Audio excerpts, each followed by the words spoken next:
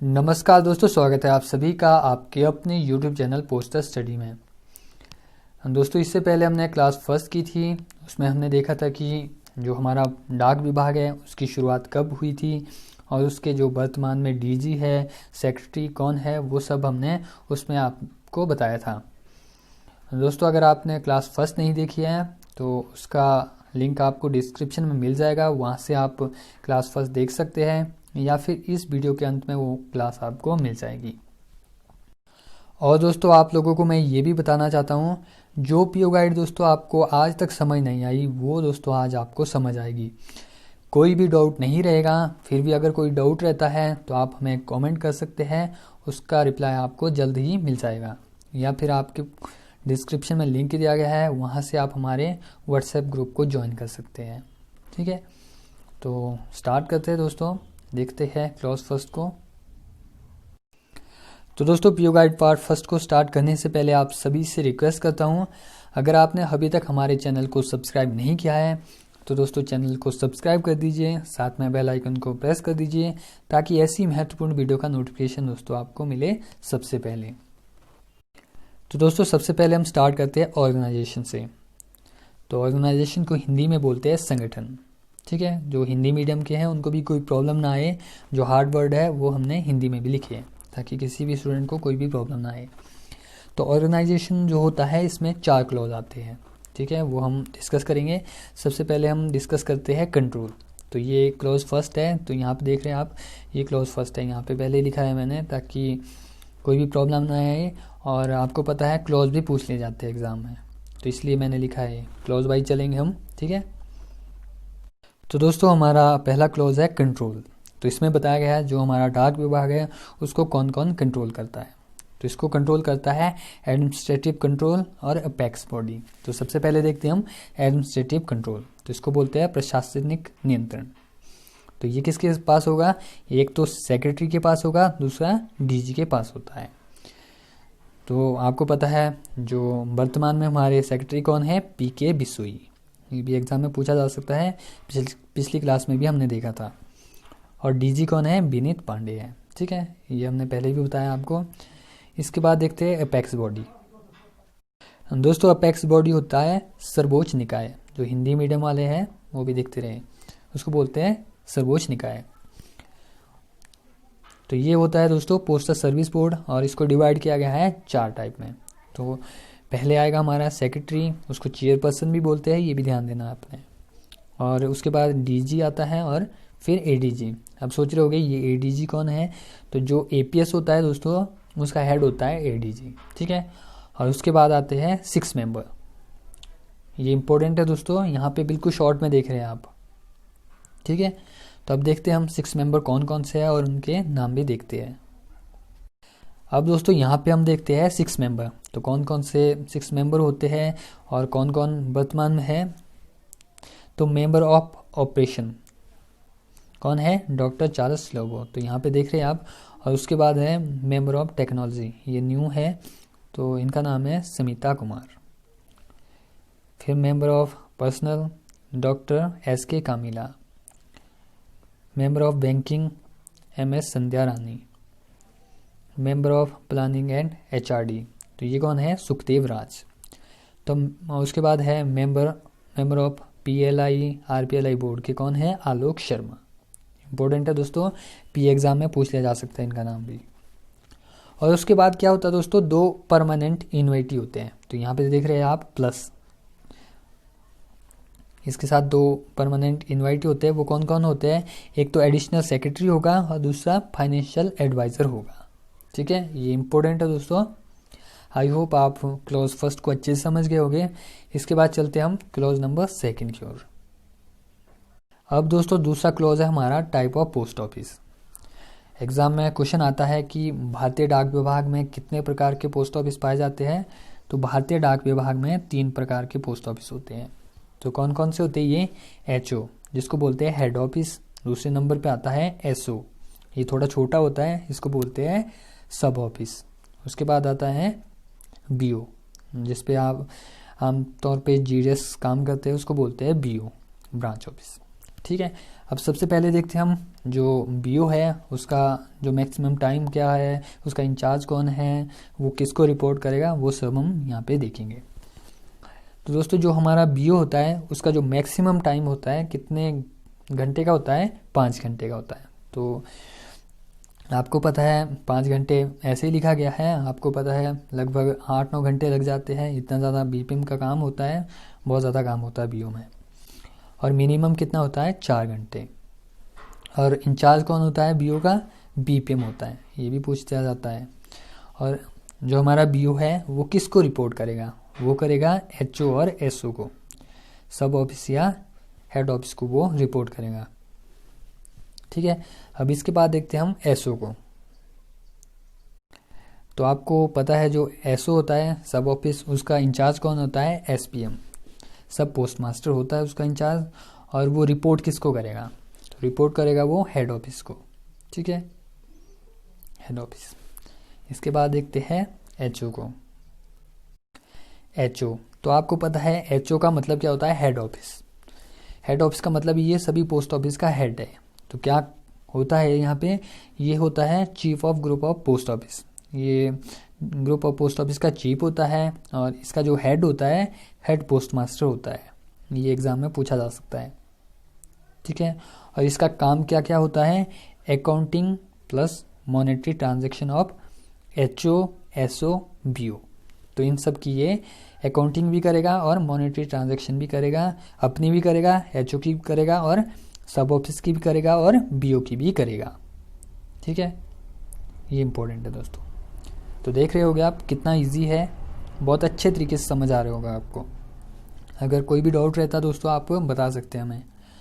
और अगर आप हमारे व्हाट्सएप ग्रुप से जुड़ना चाहते हैं तो डिस्क्रिप्शन में लिंक दिया गया है दोस्तों, वहाँ से आप हमारे व्हाट्सएप ग्रुप में ज्वाइन हो सकते हैं। ठीक है, तो अब चलते हैं क्लॉज नंबर 3 की ओर। दोस्तों तीसरा क्लॉज है हमारा नाइट पोस्ट ऑफिस। तो यहाँ से बहुत से क्वेश्चन आते हैं, बहुत से स्टूडेंट कंफ्यूज होते हैं। तो जब आप हमारा ये लेक्चर देखेंगे अब बिल्कुल भी कंफ्यूज नहीं होंगे आप। अब दोस्तों यहाँ पे हम आपको बताते हैं जो नाइट पोस्ट ऑफिस होता है उसका जो टाइम है कौन फिक्स करता है। टाइम कैन बी फिक्स्ड, एचओसी जो हेड ऑफ द सर्कल होता है वो नाइट पोस्ट ऑफिस का टाइम फिक्स करेगा, लेकिन एक्सटेंड कौन करेगा, डीजी करेगा। ये इंपॉर्टेंट है दोस्तों, time extend by DG but time can be fixed HOC. Okay, I hope आप इसको समझ गए होंगे। अब यहाँ पे टाइम तो एक्सटेंड कर लेंगे, अब कितना कर सकते हैं ये भी पूछा जा सकता है। तो ज़्यादा से ज़्यादा डीजी कितने कर सकता है इसका time extend night post office का, 8:30 बजे। ये इंपॉर्टेंट है, ये दोस्तों बहुत बार पूछ लिया जाता है तो इसलिए आपको पता होना चाहिए।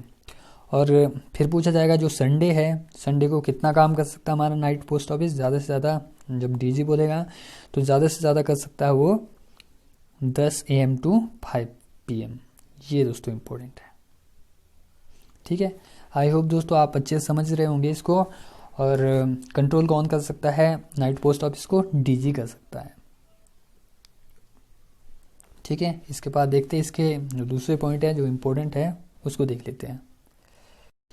आपने इससे पहले देखा था कि डीजी टाइम को एक्सटेंड कर सकता है। फिर पूछा जाता है एग्ज़ाम में कि एक्सटेंड तो कर लेंगे लेकिन जो बढ़ा हुआ टाइम है उसमें नाइट पोस्ट ऑफिस क्या करेगा, ये क्वेश्चन पूछा जाएगा। ठीक है, तो उसमें क्या करेगा हमारा post office, book registered article, वो जो रजिस्टर्ड आर्टिकल होगा उसको बुक करेगा। इशू टीएमओ, वो जो टीएमओ की फुल फॉर्म होती है, 2 होती है दोस्तों, ये भी ध्यान देना आपने। एक तो ट्रांजिट मेल ऑफिस होते हैं और दूसरी होती है टेलीफोनिक मनी ऑर्डर। तो यहाँ पे जो इशू करेगा वो टेलीफोनिक मनी ऑर्डर कब तक करेगा, वो 6 PM तक। ये इंपॉर्टेंट है। और फिर sell IPO, Indian postal order को भी सेल करेगा। और सेल स्टाम्प्स जो हमारी टिकटें है उसको भी बेचेगा। डिपॉजिट टू पीओएसए, जो हमारा जो आरडी होती है, सेविंग होती है, टीडी होती है, उसको भी डिपॉजिट करेगा अप टू 7 PM। ये क्वेश्चन दोस्तों पूछा जा सकता है, इसलिए टाइम मैंने इसमें ऐड ऑन किया है। क्वेश्चन ये आ सकता है कि नाइट पोस्ट ऑफिस बड़े हुए समय में टीएमओ कब तक बेचेगा या फिर कब तक इशू करेगा। तो ये कर सकता है अप टू 6 PM, ये इम्पोर्टेंट है। ठीक है। और पूछा जा सकता है जो सेविंग का काम होता है, आरडी कब तक डिपॉजिट करेगा, तो आरडी करेगा वो 7 PM तक। अब आपको बता दूं, जो हमारा नाइट पोस्ट ऑफिस है इसके इतने बुरे हाल है कि इसको संडे को भी आना पड़ता है और हॉलीडे के दिन भी आना पड़ता है। तो पूछा जाएगा आपसे कि संडे को तो आता है, हॉलीडे को भी आता है, लेकिन इसमें कब कब तक वो काम करेगा, ये इम्पोर्टेंट है। ठीक है।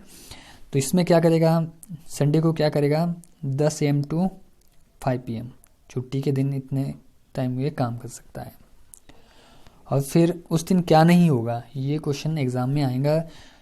यहाँ देखो, देख रहे होगे आप, नो, ना तो उस दिन दोस्तों किसी चीज़ की डिलीवरी होगी, ना ही मनी ऑर्डर की पेमेंट होगी, और ना ही SP पेमेंट होगी। ये इम्पोर्टेंट है दोस्तों। छुट्टी के दिन हमारा नाइट पोस्ट ऑफिस ओपन तो रहेगा, लेकिन कब तक रहेगा वो, 10 AM to 5 PM। But not deliver any article, MO payment, SP payment. ठीक है। तो आई होप दोस्तों आप इसको समझ गए होंगे। इसके बाद चलते हम क्लॉज नंबर 4 की ओर। चौथा क्लॉज है दोस्तों हमारा मोबाइल पोस्ट ऑफिस। अब सोच रहे होंगे ये मोबाइल पोस्ट ऑफिस क्या काम करता है या फिर कहाँ कहाँ है, वो सब दोस्तों हम आपको बताएंगे। तो सबसे पहले हम बताते हैं आपको, जो ये मोबाइल पोस्ट ऑफिस है ये है दोस्तों मुंबई, कलकत्ता, दिल्ली, चेन्नई, अहमदाबाद, नागपुर, हैदराबाद, बेंगलोर, कानपुर, पुणे, भिलाई और जयपुर। तो इन जगह ये पोस्ट ऑफिस है। ये इतना इम्पोर्टेंट नहीं है, पर आपको ये पता होना चाहिए ये क्या क्या काम करता है। ठीक है, ये इम्पोर्टेंट है। तो सबसे पहले आपको पता होना चाहिए ये करता है सेल स्टाम्प्स। जो स्टाम्प्स है उसको बेचेगा, स्टेशनरी को बेचेगा, बुक क्या क्या करेगा वो, surface mail and air mail और एयर पार्सल को बुक करेगा, लेकिन क्या करेगा वो, रजिस्टर्ड करेगा। ठीक है। और ये इम्पोर्टेंट है यहाँ पे, नॉट BP एंड इंश्योर्ड। लेकिन ये रजिस्टर्ड तो करेगा, लेकिन ना तो ये BP करेगा और ना ही इंश्योर्ड आर्टिकल करेगा। कौन, हमारा मोबाइल पोस्ट ऑफिस। अब ये जो पॉइंट है दोस्तों ये बहुत ज़्यादा इम्पोर्टेंट है एग्जाम के पॉइंट ऑफ व्यू से, क्योंकि यहाँ से पहले भी क्वेश्चन आया है। Madras and Nagpur mobile PO can be book MO, ये क्वेश्चन आता है। तो जितने भी ये मोबाइल पोस्ट ऑफिस है इनमें से सिर्फ जो हमारा चेन्नई और नागपुर है, सिर्फ इन दो ही पोस्ट ऑफिस में मनी ऑर्डर को बुक किए जा सकते हैं। ये इम्पोर्टेंट है। ठीक है, आई होप आप इसको समझ गए होंगे। नेक्स्ट है इसके बाद, अब दोस्तों हमारा स्टार्ट होता है बिजनेस आवर्स। जो कार्यकाल होता है इसमें भी 3 क्लॉज है। सबसे पहले देख रहे होगे आप क्लॉज नंबर 5, नॉर्मल वीकडेज। तो मतलब नॉर्मल वीकडेज में हमारा जो पोस्ट ऑफिस का कार्यकाल होता है वो कैसा रहता है, क्या क्या होता है वहाँ पे, किसको हम बिजनेस आवर्स कहते हैं। तो उसमें क्या क्या होगा, बिजनेस ट्रांजैक्ट होगा, व्यापार लेन देन, plus mail delivery and dispatch, mail प्रेषण भी होगा। ठीक है। और BO का तो आप सभी को पता है, BO में क्या होता है, मैक्सिमम 5 घंटे होते हैं और मिनिमम 4 घंटे होते हैं। ये सब आपको पता है। ठीक है। अब यहाँ पे आप देख रहे होगे booking of registered article, insured article and BP। तो इसको कब कब करते हैं, इसको कर सकते हैं 6 से 7 घंटे, मंडे टू फ्राइडे। जो हमारा जो बुकिंग का टाइम होता है 6 से 7 घंटे हो गए मंडे टू फ्राइडे, और इसके बाकी सैटरडे को 5 घंटे, मतलब 3 बजे इसको क्लोज कर दिया जाएगा। तो ये कुछ एक इम्पोर्टेंट था, इसलिए मैंने इसको ऐड ऑन किया है। ठीक है। इसके बाद देखते हैं हम नेक्स्ट। अगला क्लॉज है दोस्तों हमारा business on Sunday plus holiday. तो आपको बता दूं मैं, संडे और हॉलीडे को कौन से पोस्ट ऑफिस खुलेंगे, पहले भी मैंने आपको बताया, ओनली नाइट पोस्ट ऑफिस उसमें काम करेगा। ठीक है। और लेकिन खुले तो होंगे संडे को, पर क्या क्या काम नहीं होगा वो यहाँ पे बताया गया है। No clearance of letter box, जो लेटर बॉक्स होते हैं उसकी क्लियरेंस संडे और हॉलीडे को नहीं होगी। फिर जो फ्रैंकिंग आर्टिकल होते हैं can not be posted in, ranking article को ना तो लेटर बॉक्स में पोस्ट किया जाएगा और ना ही मेल बैन में पोस्ट किया जाएगा।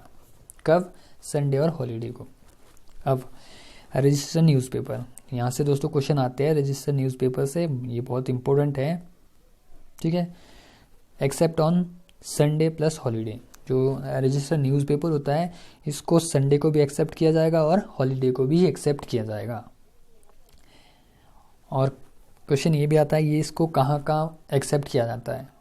जब भी आप जाएंगे, संडे को जाएंगे या जब भी जाएंगे आप, और हॉलीडे में जाएंगे, इसको PSO जिसको बोलते हैं प्रेस सॉर्टिंग ऑफिस, इस संडे को भी इसको एक्सेप्ट किया जाएगा और हॉलीडे में भी। RMS में भी ऐसे ही किया जाएगा और नाइट पोस्ट ऑफिस में भी इसको एक्सेप्ट किया जाएगा, संडे हो चाहे हॉलीडे हो, ठीक है। ये इंपॉर्टेंट है दोस्तों, एग्जाम में पूछ लिया जा सकता है इसको, ठीक है। ये हमारा 7th क्लॉज रहा। इसके बाद देखते हैं 8th। अब दोस्तों 8वां क्लॉज है हमारा PO हॉलीडे। जो हमारा पोस्ट ऑफिस होता है वो कौन कौन सी छुट्टियां मनाता है वो सब यहाँ पे बताया गया है। तो टोटल हमारी जो छुट्टियां होती है पोस्ट ऑफिस जो एक साथ मनाता है 11 छुट्टियां मनाता है। ये भी क्वेश्चन आ सकता है। तब पूछ लिया जाता है आपसे कि कौन कौन सी छुट्टियां एक साथ मनाता है हमारा डाक विभाग। तो Republic Day, Independence Day, Mahatma Gandhi Jayanti, Bakrid, Muharram, Eid ul Fitr, Good Friday, Christmas Day, Buddha Purnima, Guru Nanak birthday, Mahavir Jayanti. ये सब दोस्तों जितने भी हमारा पोस्ट ऑफिस है, जितने भी सर्कल है वो एक साथ इन छुट्टियों को मनाता है। लेकिन यहाँ पे देख लोगे +5 हॉलीडे अदर, तो 5 हॉलीडे ऐसे होते हैं अलग अलग सर्कल के, उसको लोकल हॉलीडे बोल सकते हैं, वो अलग अलग मनाते हैं, ठीक है। वो अलग छुट्टियाँ होती हैं।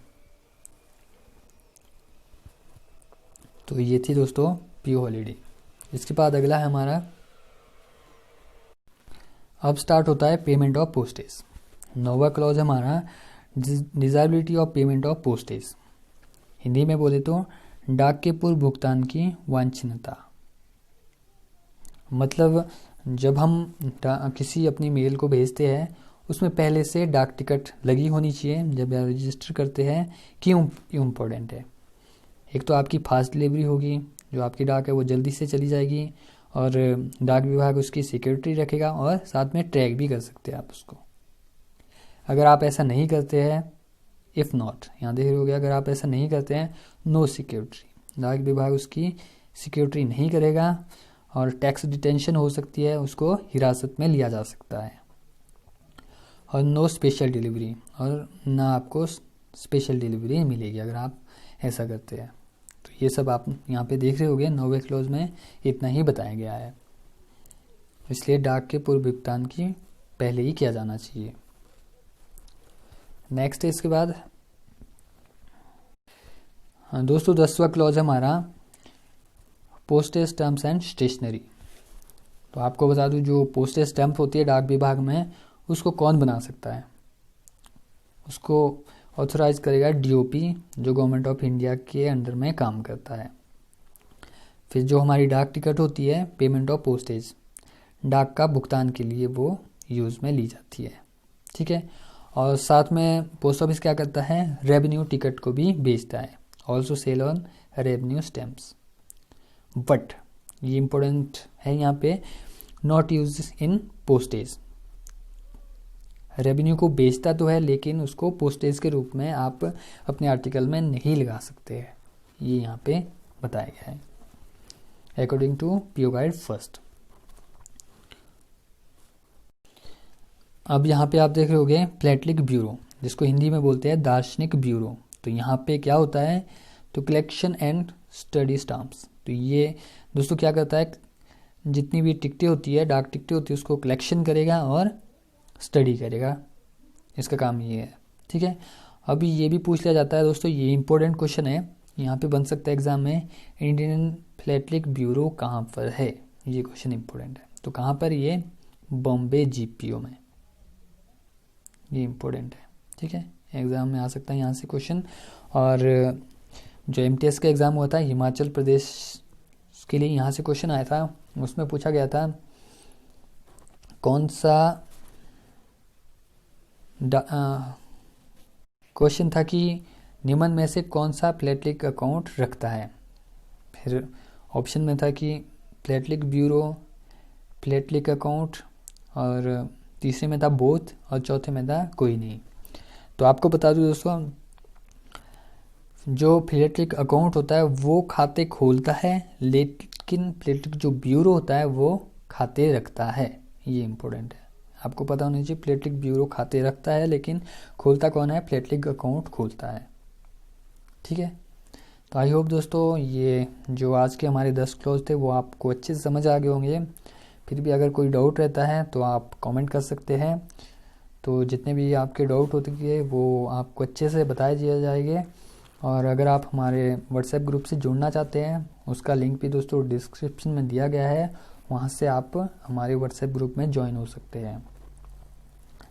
और दोस्तों अगर आपने इससे पहले वाली वीडियो नहीं देखी है जो हमारा क्लास फर्स्ट थी, अगर आपने नहीं देखी है तो उसका लिंक भी डिस्क्रिप्शन में दिया गया है, या फिर इस वीडियो के अंत में वो आपको मिल जाएगी।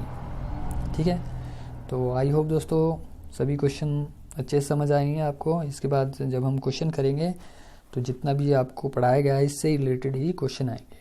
ठीक है, और दोस्तों आपसे रिक्वेस्ट है कि आप कंटिन्यू नोट्स बनाइएगा ताकि कोई भी क्वेश्चन आपके एग्ज़ाम में फंसे नहीं। और दोस्तों एक बार फिर से आप सभी से बड़ी रिक्वेस्ट करता हूँ, अगर आप हमारे चैनल में फर्स्ट टाइम विजिट कर रहे हो तो दोस्तों चैनल को सब्सक्राइब करिएगा, साथ में बेल आइकन को प्रेस कर दीजिए ताकि ऐसी महत्वपूर्ण वीडियो का नोटिफिकेशन आपको मिलता रहे। तो thank you for attending our class. मिलते हैं दोस्तों अगली क्लास के माध्यम से।